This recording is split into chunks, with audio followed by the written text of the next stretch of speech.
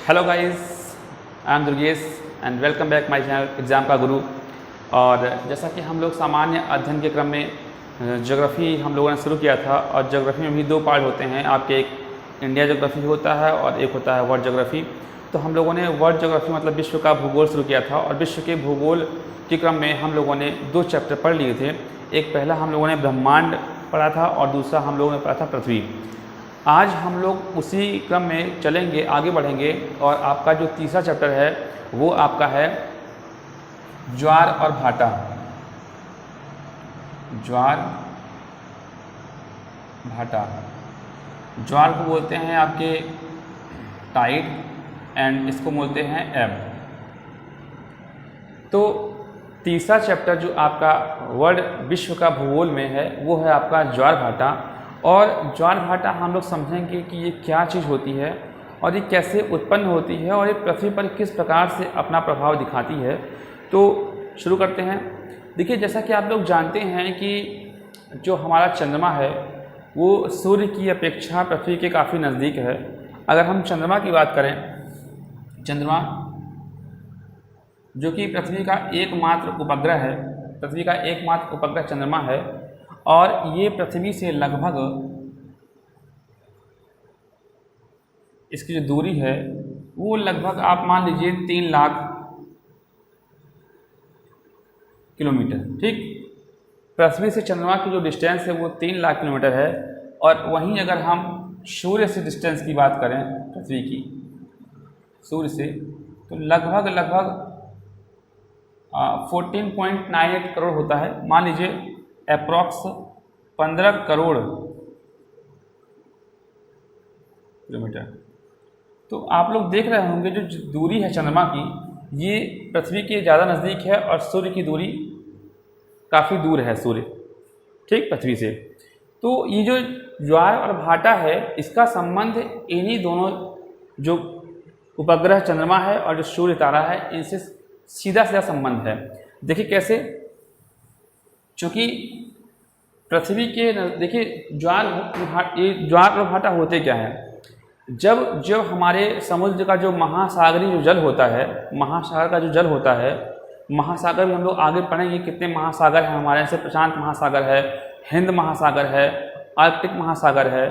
इसी तरीके से हम बात कर रहे हैं, अगर महासागर में जल जो होता है, पानी अगर वो ऊपर उठता है, जल ऊपर उठता है, तो उसको हम लोग जो है जल के ऊपर नीचे उठने की जो प्रक्रिया होती है वही ज्वार भाटा होता है। ज्वार भाटा अधिकतर जब भूकंप और ज्वालामुखी की जो क्रियाएं होती हैं उसके अंतर्गत ज्वार भाटा काफ़ी ज़्यादा मात्रा बनते हैं। लेकिन जो सामान्यतः देखा जाता है, ज्वार और जो भाटा होता है वो आपका 24 घंटे में 2 बार ज्वार और 2 बार जो है भाटा आता है। ठीक है, तो ये किस तरीके से आता है, देखिए चंद्रमा, ये मान लीजिए हमारी पृथ्वी है, ये हमारी पृथ्वी है, इसको हमने अर्थ नाम दिया, और ये आपका जो है मून है। कौन है? मून है। और मान लीजिए ये आपका जो है सन है। ठीक, तो चंद्रमा के नज़दीक पृथ्वी है, चंद्रमा के नज़दीक पृथ्वी है। तो इसका जब गुरुत्वाकर्षण बल लगता है, और पृथ्वी पर, तो पृथ्वी पर जब गुरुत्वाकर्षण लगता है तो ये जो है जल जो होता है, जल वो इस तरीके से जल को चंद्रमा अपनी ओर आकर्षित करता है।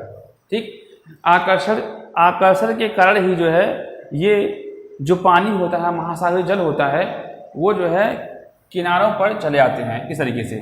ठीक, और यही आपका जो है ज्वार होता है। क्या होता है? ये जो स्थिति है आपकी, ये आपकी स्थिति ज्वार की है, जिसको आप बोलते हैं टाइड। तो चंद्रमा के आकर्षण बल लगने के कारण ज्वार की स्थिति उत्पन्न होती है। और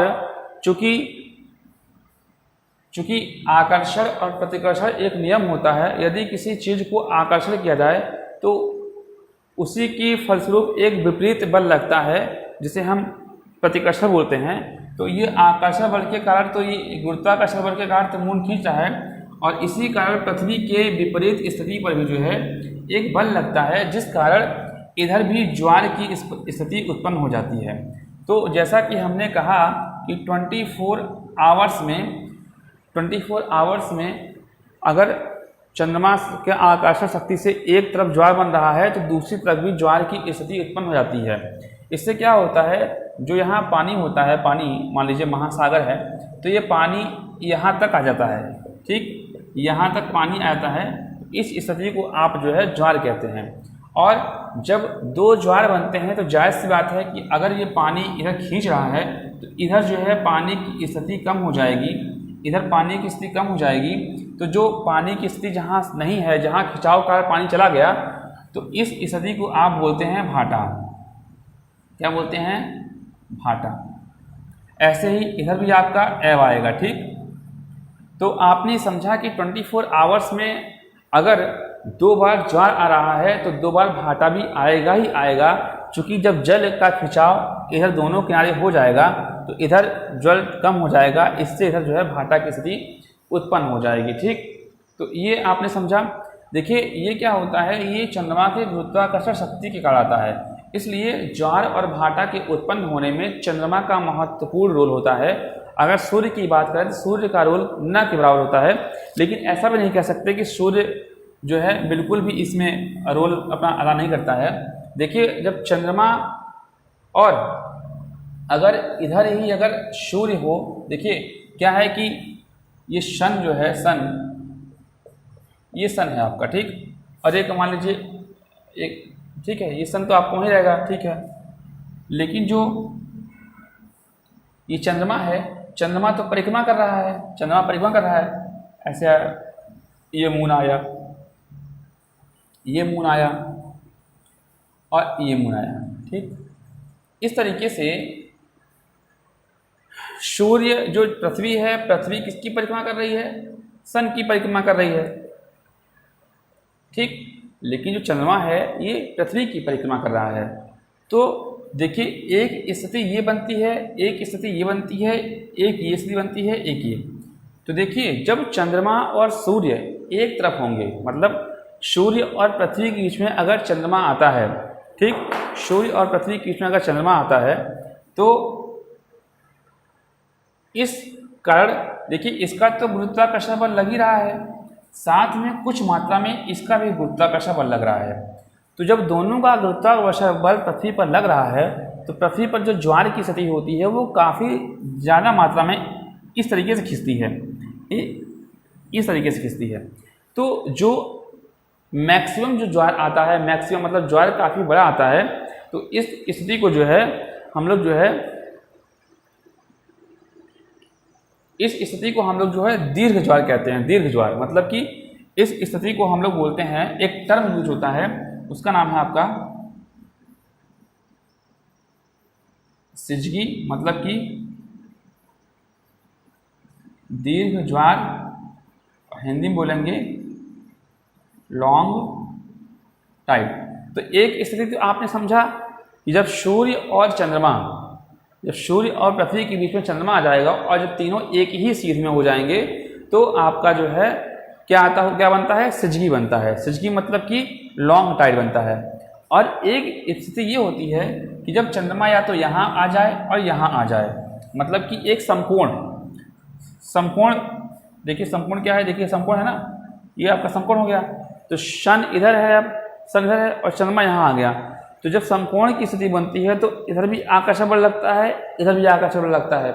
इस कारण से जो पृथ्वी का जो गुरुत्वाकर्षण बल होता है वो जो दीर्घ ज्वार होता है, तो दोनों जब आप एक तरफ एक सूर्य भी खींच रहा है और चंद्रमा भी खींच रहा है, इस कारण से यहाँ जो है निम्न ज्वार की स्थिति उत्पन्न होती है। किसकी? निम्न ज्वार, निम्न ज्वार, ठीक, उसको बोलते हैं लो टाइड, ठीक। तो एक लॉन्ग टाइड की स्थिति कब हुई? जब तीनों एक सीध में है। और लो टाइड की स्थिति कब हुई, जब दोनों समकोण में है। तो ये आपका ज्वार और भाटा आता है। ज्वार भाटा में जो तरंगें होती हैं, जो ये जल की जो तरंगें होती हैं महासागर की जल, वो आपके चट्टानों से टकराती हैं। और देखिए चूँकि इसमें एक गतिज ऊर्जा होती है, काइनेटिक एनर्जी होती है इस जल में, इस ज्वार में जो है एक काइनेटिक एनर्जी होती है, जिस कारण से हम इस ज्वार का अपने संयंत्रों और एनर्जी उत्पन्न करने में इसका हम लोग यूज करते हैं। और इसलिए आपने देखा होगा कि जो गुजरात का जो कोस्टल एरिया है, कोस्टल जहाँ अगर आपने कभी समझा होगा तो वहाँ जो खंबात की खाड़ी है और कच्छ का रण है, तो खंबात की खाड़ी में ये लॉन्ग टाइड अक्सर कर बनते हैं, क्योंकि 24 आवर्स में 2 बार बन रहा है, ठीक है, 2 बार बन रहा है। तो जो गुजरात में जो है ये बनता है। तो इस कारण से गुजरात में जो एनर्जी हम लोग उत्पन्न करने का एक बहुत ही अच्छा वहाँ तरीका है, और इस पर जो है वैज्ञानिक लोग कार्य कर रहे हैं, और धीमे धीमे इसको जो है इससे एनर्जी उत्पन्न की जा रही है। ठीक, तो एक प्रकार से ये नॉर्मल तरीके से एनर्जी क्रिएट करने का एक तरीका है ज्वार। तो देखिए चूँकि पृथ्वी से संबंधित है, इसलिए हम लोग इसके क्रम में हमने ज्वार और भाटा को समझा। अब देखिए ज्वार और भाटा के बाद एक स्थिति आती है, चूँकि ये इसी चीज़ से संबंधित है, वो है आपका सूर्य ग्रहण और चंद्र ग्रहण। सूर्य ग्रहण और चंद्र ग्रहण जो स्थिति होती है, वो जैसे ही ज्वार भाटा होता है उसी प्रकार से उनकी भी स्थिति उत्पन्न होती है। तो देखिए हम सबसे पहले बात करेंगे सूर्य ग्रहण की। तो सूर्य ग्रहण क्या होता है? सूर्य ग्रहण मतलब ये होता है कि सूर्य पर ग्रहण लगना। जैसे वैज्ञानिक लोग इसको अपने संदर्भ में मानते हैं और ज्योतिषों का कुछ अपना तर्क है, लेकिन जो हम बात करेंगे वो हम लोग वैज्ञानिक तर्क के रूप में बात करेंगे। तो सपोज कीजिए ये आपकी अर्थ है, ये आपका अर्थ है, और अर्थ और ये आपका जो है मान लीजिए सन है, ये आपका सन है। तो सन और अर्थ, चूँकि अर्थ क्या है, सन का राउंड कर रहा है, सन का राउंड कर रहा है ऐसे अर्थ हमारा, और जो चंद्रमा है, मून वो जो है पृथ्वी का परिक्रमा कर रहा है। ये आपने भी समझा, ज्वार और भाटा की स्थिति में भी सेम यही चित्र मैंने क्रिएट किया था, उन चीज़ों को समझा।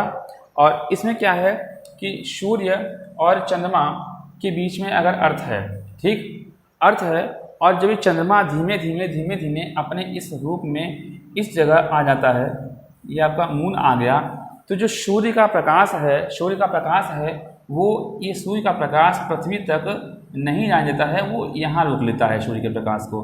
चूँकि पृथ्वी सूर्य और पृथ्वी के बीच में चंद्रमा आ जाता है, जिस कारण से इस क्षेत्र में जो है अंधेरा हो जाता है, हमको इतने एरिया में सूर्य नहीं दिखता है, जिस कारण से हम कहते हैं कि सूर्य ग्रहण हो गया है। सूर्य का न दिखना ही सूर्य ग्रहण है। और इसको आप ऐसे समझिए कि जब सन की लाइट मून ने रोक लिया और पृथ्वी पर नहीं जा पाया, इसी को हमने कहा सूर्य ग्रहण। और सूर्य ग्रहण अधिकतर जो है आपका अमावस्या के दिन बनता है सूर्य ग्रहण, ठीक है। और मैक्सिमम एक साल में 7 सूर्य ग्रहण और चंद्र ग्रहण पड़ सकते हैं, ये एक फैक्ट है, ठीक है। तो इस तरीके से हमने समझा कि सूर्य ग्रहण किस तरीके से आता है। तो चंद्रमा जब पृथ्वी की परिक्रमा करते हुए सूर्य के बीच में आ जाता है, उस स्थिति को हम लोग सूर्य ग्रहण कहते हैं, ठीक। और सोलर एलिप्सी बोलते हैं उसको, जो कि अमावस्या के दिन होता है। आपने अक्सर कर देखा होगा अमावस्या के दिन जो चंद्रमा होता है, तो चंद्रमा, ठीक, अमावस्या के दिन सूर्य ग्रहण होता है, ठीक है। और ऐसे ही जो स्थिति एक आती है, ऐसे ही जब सूर्य यहाँ ना होके, मून यहाँ ना होके जब मून आपका यहाँ पड़ता है इस जगह, तो इसमें क्या होता है कि, ठीक, सूर्य ग्रहण समझ गए थे आप लोग। चंद्र ग्रहण में क्या होता है कि जब चंद्रमा यहाँ से हट के यहाँ आ जाता है, ठीक, सूर्य मतलब कि सूर्य और चंद्रमा के बीच में पृथ्वी आ जाती है, सूर्य और चंद्रमा के बीच में पृथ्वी आ जाती है। तो जो इसका प्रकाश है सूर्य का, वो आपका जो है सूर्य पर तो पृथ्वी पर पड़ता है, लेकिन चंद्रमा पर नहीं पड़ता, चंद्रमा पूरा ढक जाता है। और इस कारण से जो है ये आपका होता है चंद्र ग्रहण। कौन सा होता है? चंद्र ग्रहण। और चंद्र ग्रहण की जो स्थिति होती है वो आपकी पूर्णिमा को बनती है। ठीक, चंद्र ग्रहण की जो स्थिति होती है, देखिए चांद पर प्रकाश न पड़ना, वो चंद्र ग्रहण, मतलब चंद्र को ही ढक लेना, चंद्र पर ही ग्रहण कर देना। ठीक है, तो वो चंद्र ग्रहण। और चंद्र ग्रहण कब होगा? जब उस पर सन की लाइट नहीं पड़ेगी। और सन की लाइट कब पड़ेगी? जब उसके बीच में पृथ्वी आ जाएगी। ठीक, और ऐसे ही अगर सूर्य ग्रहण की बात करें तो सूर्य ग्रहण मतलब कि सूर्य का ग्रहण, सूर्य न दिखना पृथ्वी से, क्योंकि हम पृथ्वी से ही लेके बात कर रहे हैं, तो पृथ्वी से सूर्य का न दिखना वो होता है आपका सूर्य ग्रहण। तो वो कब होगा? जब चंद्रमा पृथ्वी के बीच में आ जाएगी। इस कारण से क्या होगा कि जो सन की लाइट होगी वो चंद्रमा पर पड़ेगी और पृथ्वी पर नहीं पड़ेगी, इस कारण वो हमको सूर्य नहीं दिखाई देगा। तो सूर्य का न दिखाई देना सूर्य ग्रहण, और चंद्रमा का न दिखाई देना चंद्र ग्रहण होता है। देखिए एक चीज़ और, एक टर्म यूज होता है जब हमारा सूर्य ग्रहण होता है। सूर्य ग्रहण में आपने देखा होगा कि जो पृथ्वी से सन को देखने पर कुछ अलग अलग आकार के सूर्य ग्रहण दिखते रहते हैं। इस तरीके से जब सूर्य अगर ऐसे है, ये सन है और सन का बीच में अगर मून आ गया है, ये मून आ गया है और ये आपकी पृथ्वी है, देखिए क्रम भी इस तरीके से, मतलब चंद्रमा जो है छोटा है, तो जब ये रोशनी यहाँ नहीं जा पा रही है इस एरिया में, तो हम लोगों को जो ये भाग दिखाई देता है, ये वाला भाग, हम लोगों को ये भाग दिखाई देता है हल्का हल्का, बीच का कोई भाग, तो इसको हम लोग जो बोलते हैं, ये बोलते हैं हम लोग कोरोना। क्या बोलते हैं इसके? कोरोना। कोरोना क्या होता है? कोरोना ये बीमारी नहीं है, कोरोना एक टर्म है, इस सूर्य के संदर्भ में ये बात की जाती है। और कोरोना बीमारी तो काफ़ी भयंकर थी, बहुत बड़ी आपदा थी भारत के लिए।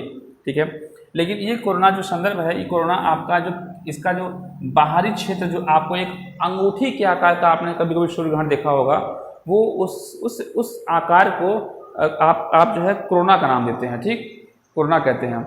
इस तरीके से आपने इसको समझा।